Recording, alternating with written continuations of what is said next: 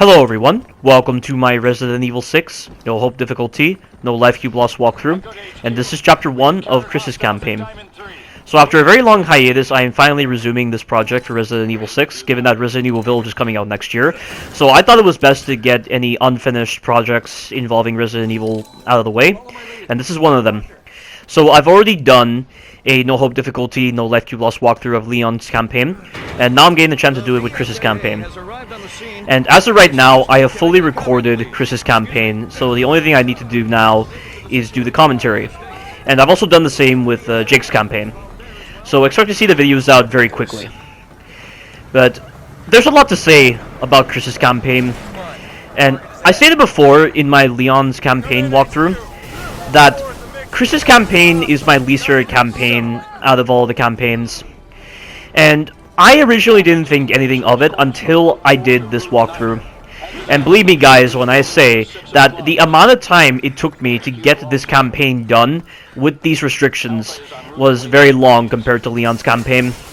And it's for some really stupid reasons alongside some other reasons. I mean, the main reason not involving any of the stupid reasons is that Chris's campaign is very long. It's probably the longest campaign out of every single campaign in this game, because the chapters are pretty long, and a lot of the sections that they put you in, they drag out for quite a long time, and you're having to do so much just to make sure that the enemies aren't ambushing you in some really stupid situations. And there are lots of really bad design choices in Chris's campaign, like this. The moment this cutscene ends, you can immediately be shot, so you have to crouch when this guy decides to fire his machine pistol. And that is something you'll notice immediately with Chris's campaign. I'm not dealing with zombies, I'm dealing with these enemies that are called Juavo. And the Juavo are essentially these humanoids that have the ability to use guns and other melee weapons. And they're a lot more intelligent than the zombies. But they are honestly the worst enemy type ever in Resident Evil 6. I have stated so many times in my live streams and in my walkthrough of Leon's campaign that the Juavos are horrendous. They are so poorly designed in this game, and they are one of the main reasons why it took me so long to get this campaign recorded, because a lot of the sections of Chris's campaign involve you having to deal with a lot of these Juavo that have guns, and they really bring the gameplay down in quality. The combat systems of Resident Evil 6 just aren't built for these kind of enemies, and it's one of the main reasons why I always say in my live streams that I would much rather take 100 mutated Juavos over 5 guys with guns. And believe me guys, you are going to really understand just how bullcrap the enemies with guns are. And when it comes to the enemies with guns, there are 3 different variations. The first one is a machine pistol Juavo, which is kind of the standard gun enemy. And they don't present as too much of a threat unless they get very close to you and they just group together in order to deal with you. That's really when they get very annoying. And they can be easy to dodge in certain situations because they like to prioritize firing at you via chest height, so you can use the crouch to your advantage and also the dodge to avoid them. And you can also counter them whenever they do their melee attack, so that's another alternative that can help, but you're not really going to get a lot of situations to do that because the melee on this game just doesn't help you when it comes to surviving these encounters with the Juavos with the guns. The second variant of the Juavo is the LMG Juavo. Now, these guys are incredibly annoying because they have the ability to put their LMG around chest height, and then what they'll do is they'll perfectly track you with their shots, and dodging it is basically impossible. You have to get behind cover and use the third-person cover trick in order to deal with them. And that's one of the main reasons why I switched to a reticle rather than a laser sight, because you have to be so over-reliant upon the third-person cover trick to actually make the sections feel a little bit more balanced. And the problem with the reticle is that the dot that is shown within the reticle ambiently sways. Never in any game have I seen a dot inside of a reticle sway so frequently. It normally just stays in the middle, and that's what makes the reticle very honest in a lot of normal games, but for some reason in this game they make it where the dot can sway. So to accommodate for this, you have to constantly drop your aim and then use the aim again in order to center the dot, and it's just so tedious, and it just adds nothing to the game aside from tedious gameplay and frustration. And it makes getting your shots out a lot harder to do, and you'll accidentally hit body parts all the time that will allow the enemies to mutate. And speaking of which, we are dealing with a mutated Juavo. This guy has a mutated arm, and he can either have one mutated arm or two mutated arms. This variant has one mutated arm, and you can counter their attacks and do some animations on them in order to deal damage to them. The timing on the counter is pretty tricky to do with these enemies, but once you nail it, you'll be fine. But I don't waste time trying to wait for them to attack. I instead just pull out my knife and knife their legs, because when you knife an enemy's leg, the hit stun is pretty consistent, and utilizing the quick stab technique, which is where you hold L2 and you press R2 and pull back on the left analog stick at the same time, you can stun lock these enemies to death and they'll never get a chance to attack you. It's very effective. I mean, it's not going to be very effective if you have multiple enemies coming near you, but when it comes to the enemy's ability to punish you so easily whenever you're in melee attacks, you don't want to be so reliant upon the context-sensitive melee. You need to be a lot more reliant upon your knife and upon other melee, and only go for the context-sensitive melee when you need to get iframes for a little bit, or when you're confident that there aren't any enemies nearby. That's just the thing that Chris's campaign forces you to do. You have to approach Chris's campaign with an extra level of caution compared to Leon's campaign, because it's just poorly designed. It almost feels like this campaign, as well as Jake's campaign, even though Jake's campaign has a little bit more polish compared to Chris's campaign because of the kind of scenarios they put you in. It almost feels like they were just rushed, and this just doesn't feel like Resident Evil quality whatsoever. When I look at a Resident Evil game, I always expect the highest level of quality and the highest level of polish, but Chris's campaign and Jake's campaign just don't present with that a lot of the times, because of the kind of scenarios they put you in and the kind of enemy designs they went for, which is to say very unfinished enemy designs. And I have a lot of my friends and a lot of people telling me that the zombies with the guns are far worse than the Juavo, but the only time you're ever going to get hit by the zombies with the guns is if you yourself are being a bad player. You have to literally go out of your way to be shot by the zombies with the guns. I mean, unless you're talking about the Mercenaries mode, because when you're doing the Mercenaries mode on Urban Chaos, a lot of the zombies that have the magnums are pretty good at stun locking you. So that's really the one area where the zombies can be bullcrap when you have the guns, but that's just a minigame mode. With the story mode, it's a different story. And you barely encounter zombies with guns in Leon's campaign as it is, but you encounter guys with guns all the time in Chris's campaign, Jake's campaign, and Ada's campaign. And I've saved so many bloopers of just moments where I have been screwed by these enemies over and over and over again. And going back to my previous tangent involving the guys with the guns, the third variant of the Juavo that has a gun is the most bullcrap variant of the Juavos, and it is the Sniper Juavo, because it is the most inconsistent Juavo in the game, and it is so poorly programmed that I just don't understand how no one has picked up on this. It happens so frequently on this game, where you get screwed by that enemy type way too much for some really stupid reasons. The Sniper Juavo is inconsistent in the sense that there is no consistency with when it chooses to fire. There are times when it will align its laser with you for a couple of seconds before it fires, and it tries to give you time to dodge them, even though there are moments where the laser's been nowhere on me, and yet I still take a hit because of the fact that it's a hit scan based weapon rather than a projectile based weapon. And then there are moments where the laser will show up for a split second, and then it will just fire, and you will take damage. And then there are moments where you don't even see the laser, and then it fires. It just goes against the very nature as to what sniper rifles are supposed to be like when it comes to enemies wielding them. But no, apparently the zombies with guns are somehow worse. Can you believe it? I cannot believe there are people who actually believe that the zombies with guns are actually worse than the Juavo. And I'm just wondering, do these people have the right mentality when it comes to judging a game? Or is it that they play Chris's campaign so much that they're just not willing to admit any kind of flaws that it has? And that's why they're just willing to base their opinions around something as subjective as that. Like, you have to be so oblivious to this kind of common issue if you're going to be making such a statement like that.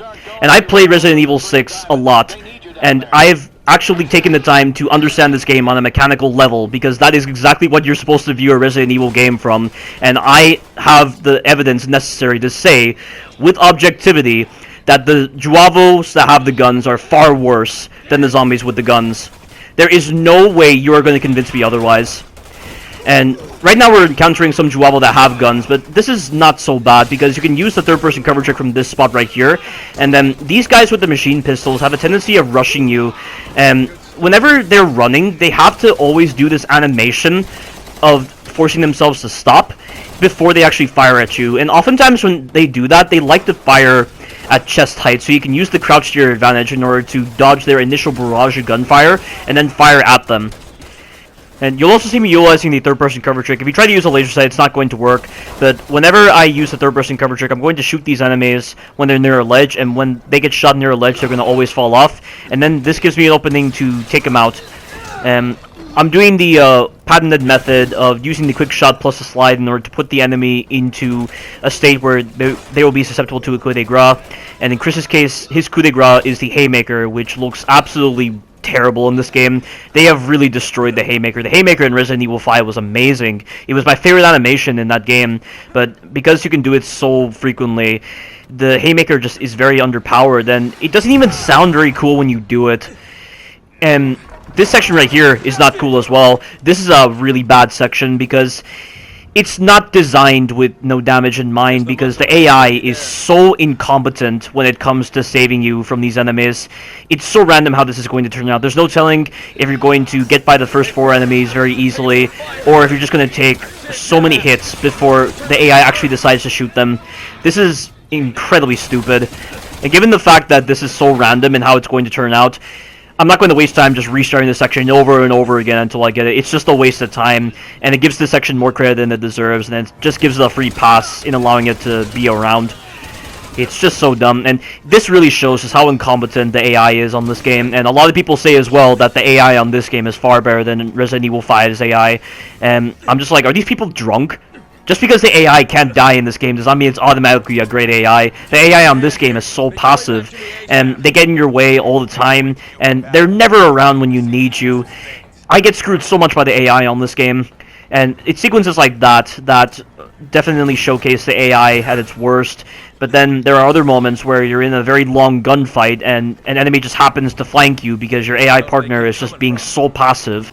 And then you can't even use your commands to dictate to your partner what you want them to do. The commands on this game don't serve any purpose compared to Resident Evil 5. The cover and attack options actually felt like they did something.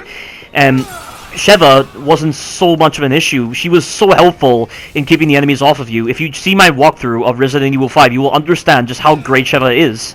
But on this game, your commands just do not do anything, and there are sequences in Chris's campaign where you have to ensure that Piers is nowhere near you. There are boss fights against Chopper in Chapter 3, and the Chopper is easily the worst boss fight ever made in Resident Evil history. It is so unfinished, it is so clunky, it is filled with so many bad hitboxes and really poor designs. And the only good strategy that I've found is to put myself as far away from my AI partner as I can to ensure that the Chopper is going to prioritize my AI partner, and then just use the shoulder swap trick to fire my grenade launcher so fast in order to deal with the Chopper. But the fact that the commands don't work on this game and allowing you to make sure your AI partner is nowhere near you is very, very annoying. And the only command that actually seems to work consistently is move in, where you hold circle and you tap up on the D-pad, and it only works when your AI partner is aiming. That's the only way to get them to follow the command. And while the follow command does work to some extent, because of the fact that you get stun locked in this game so easily by enemies just shooting you, your AI partner constantly gets stun locked, and they barely have enough time to get to you. So you'll be spamming the follow command like crazy, and you'll still not cause the AI to come to you very quickly because they're just busy getting stun locked to death by these Juavo. And the rest of the commands are just completely pointless. The wait command especially, what is the whole point of the wait command when you walk like 3 steps away from your AI and then they just disengage the command and just start following you? There's no point in the wait command on this game. And then the retreat command, it doesn't do anything. It practically does something similar to follow, but the amount of times I've tried to use it and it never works is just too high. Yeah, you can clearly tell that the AI on this game is significantly inferior to Resident Evil 5's AI. I mean, when I'm talking about Resident Evil 5's AI, I'm always talking about Sheva, because AI Chris on Resident Evil 5 is useless.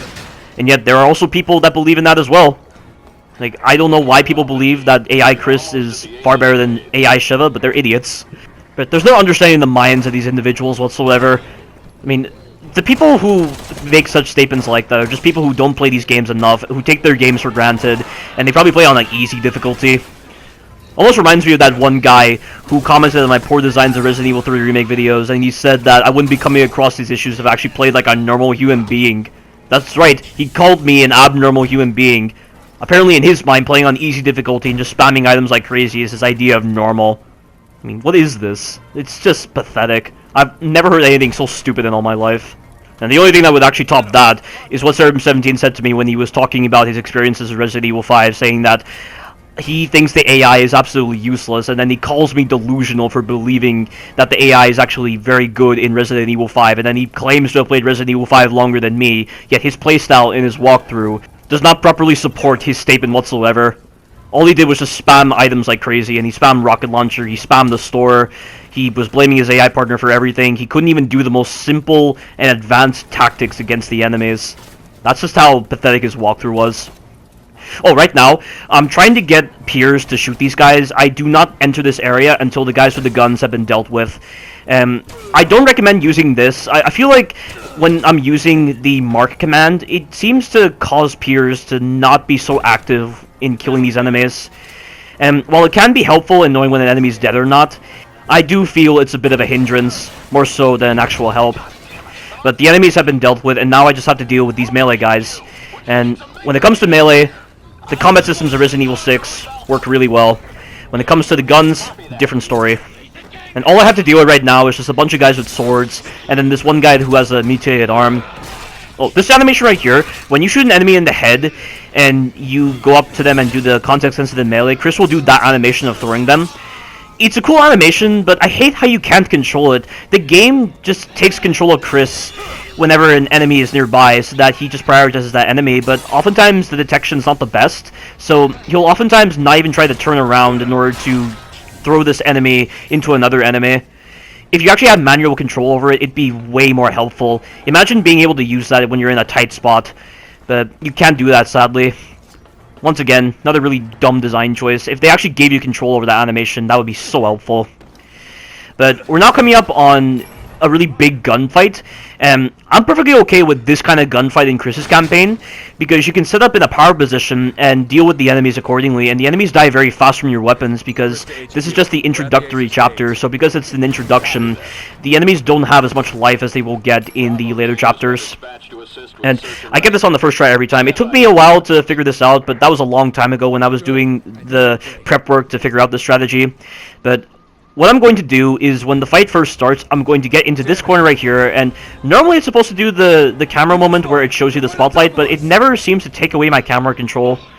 But I stand in this corner, and then I wait for the right moment to shoot this barrel. I missed the barrel just then, but I shoot that barrel, and then I shoot this barrel, and the barrel has a bit of phantom range to take out the enemies, but it doesn't affect you for some reason.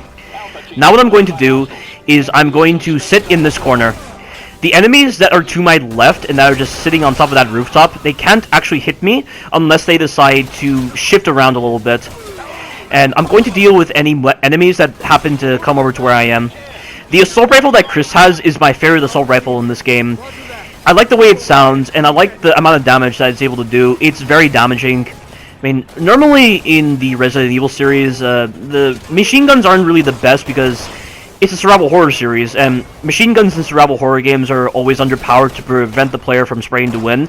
But given that you're dealing with a lot more enemies in this game, they definitely had to increase the damage on the assault rifle, and the assault rifle is a lot more damaging than the pistol, and it is a very reliable tool. You get so much ammunition for it, and it's going to help carry you through most of this game.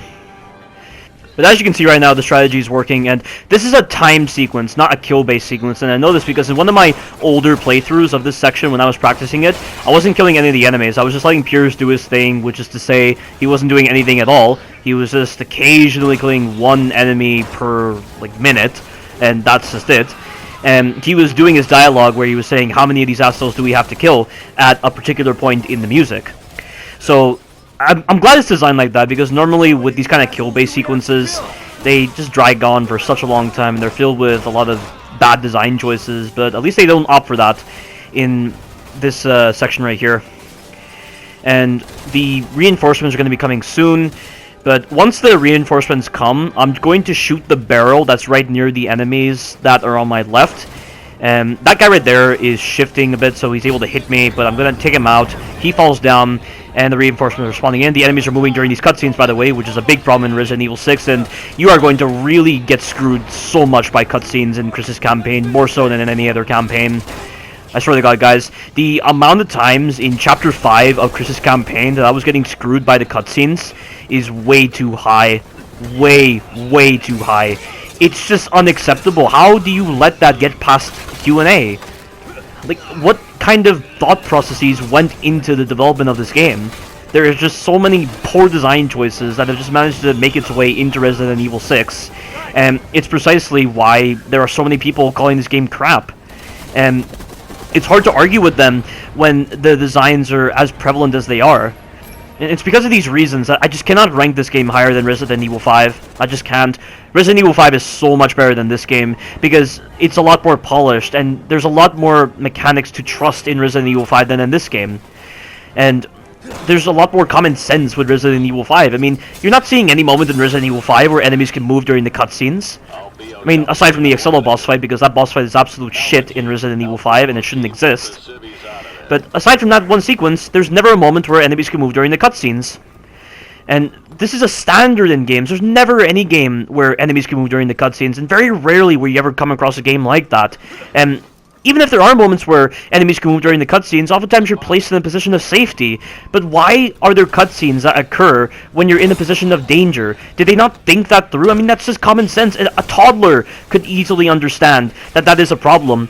But I guess this display of lenience has just something to do with the way this game is designed, and I think one of the main factors that contributes to this is the fact that this game is designed mainly around healing items, and I've already voiced my thoughts on healing items in games and why games should never be structured around healing items, because a lot of poor designs just get past Q&A because they're probably just rationalizing it to be, oh, just use a healing item and you won't have to deal with a stupid section.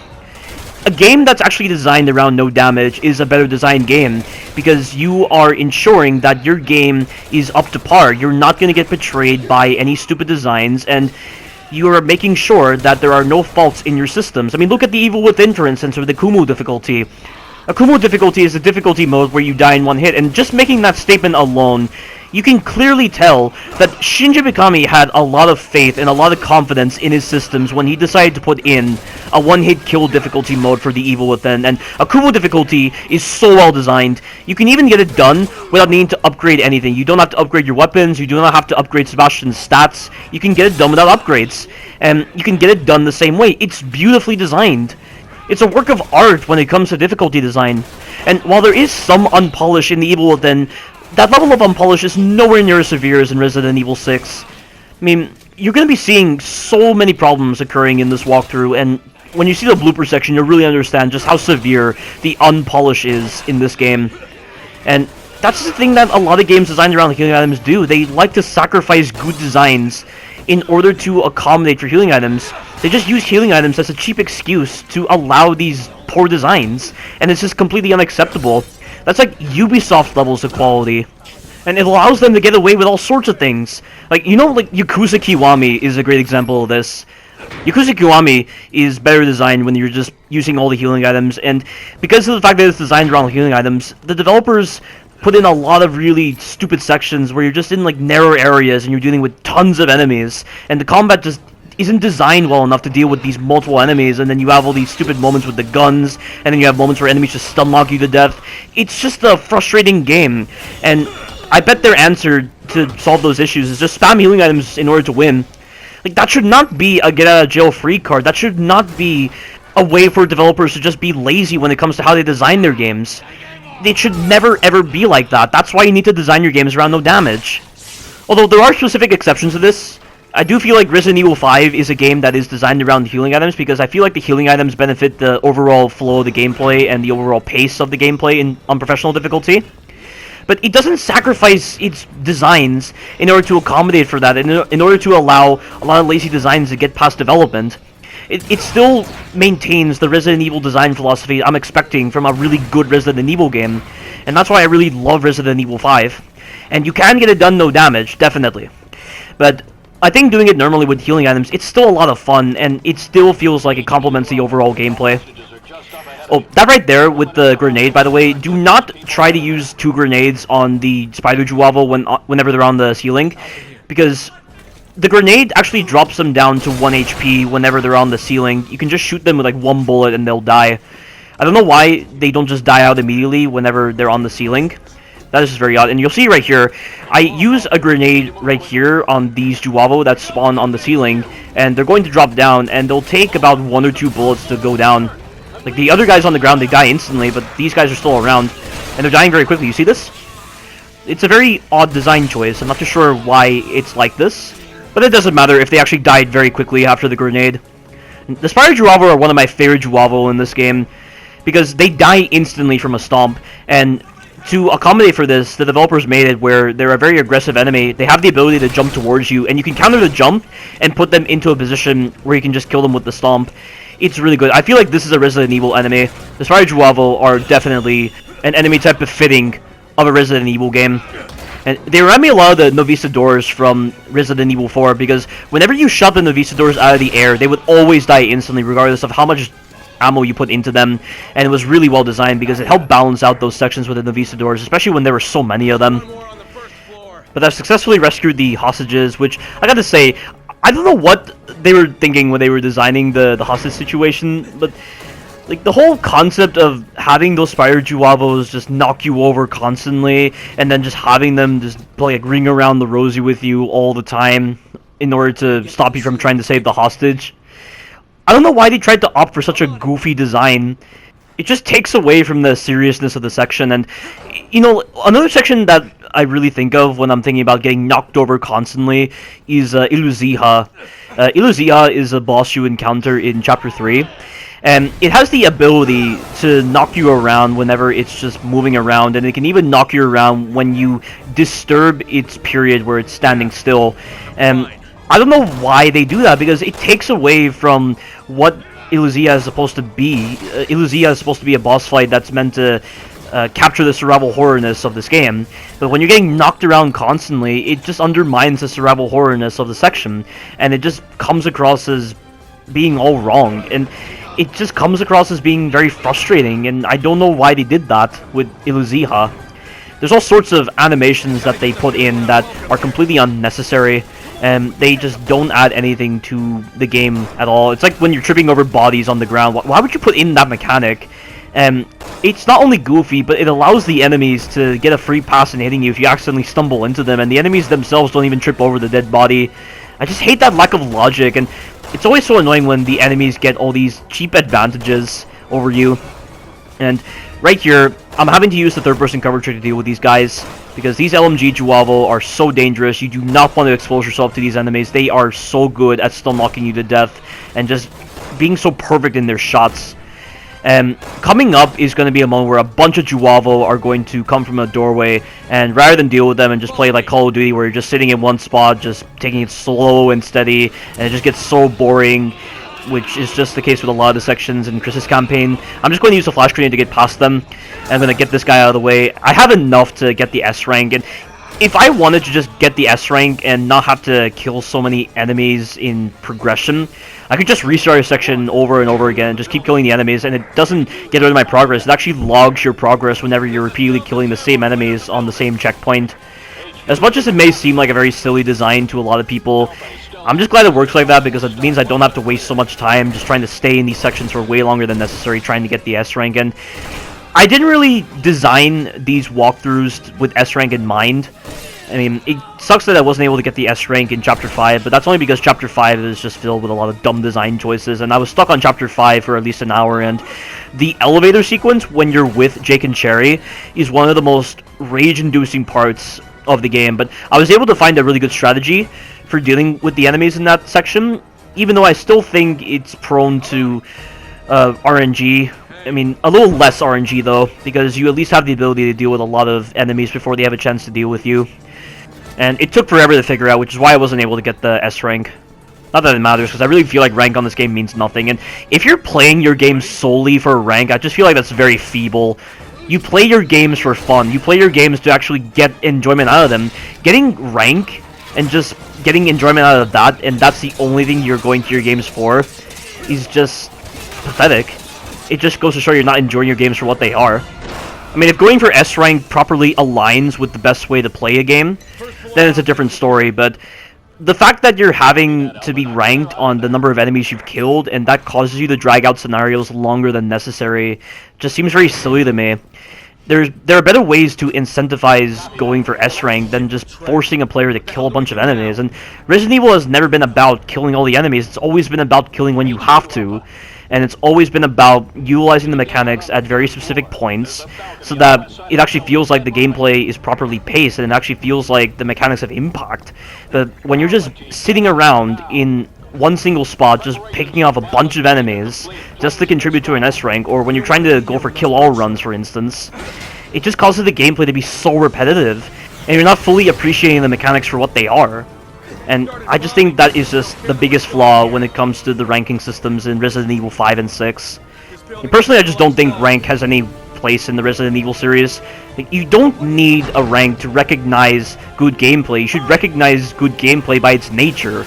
I mean, what I'm doing right now with the No Life Cube Loss walkthrough, it's pretty impressive that I have the balls to do this, and when I'm doing no life cube loss on no hope difficulty for Resident Evil 6, it helps inform future playthroughs, and it allows you to compartmentalize your resources properly. It allows you to allocate your resources for different sections, and you're understanding the game better when you're doing no life cube loss, not doing just simple S ranks. That's just the biggest flaw with the ranking system with me. But that is the end of Chapter 1, and before I conclude the commentary, there is one blooper that I would like to show, where I get shot through a wall. There are moments on this game where the cover is less than honest, and you're going to see it right here. So, I opened this door from cover, and because I'm in cover, the enemies are able to shoot me through the wall. You see that?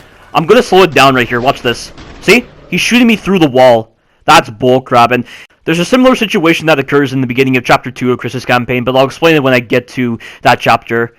But stay tuned for the future parts. Thank you all for watching, and you take care now.